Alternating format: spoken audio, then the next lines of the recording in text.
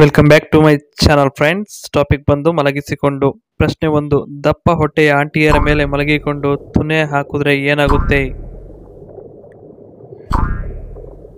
ಉತ್ತರ: ಹೊಟ್ಟೆ ಸ್ಪರ್ಶ ಆಗಿ ಮೈ ಬಿಸಿ ಆಗುವುದರಿಂದ ತುಲು ಬೇಗನೆ ಕೊಡುತ್ತಾರೆ.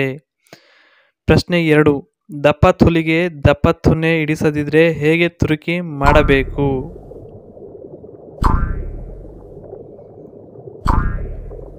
ಉತ್ತರ: ಅವರ ಕಾಲನ್ನು ಜಾಸ್ತಿ ಅಗಲಿಸಿ ಎಣ್ಣೆಯನ್ನು ಬೆರಳಿಗೆ ಹಚ್ಚಿಕೊಂಡು ಮಸಾಜ್ ಮಾಡಿ ನಂತರ ಹಾಕಬೇಕು.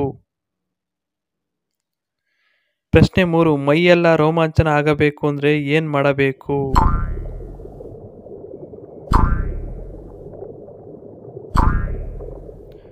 ಉತ್ತರ: ಎಣ್ಣೆಯನ್ನು ಅವರ ಹೊಕ್ಕಳ ಮೇಲೆ ಹಾಕಿ ಗುಲಾಬಿ ಹೂವಿನ ಮೇಲೆ ಮಲಗಿಸಿ ನಂತರ ಕೆಳಗಿನಿಂದ ಮೇಲಿನವರೆಗೆ ಮಸಾಜ್ ಮಾಡಬೇಕು.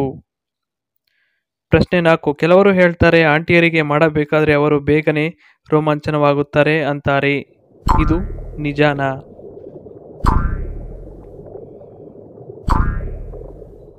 ಇದು ಶುದ್ಧ ಸುಳ್ಳು. ಏಕೆಂದರೆ ಅವರಿಗೆ ಮಾಡಿಸಿಕೊಳ್ಳುವುದು ಹೊಸದೇನಲ್ಲ.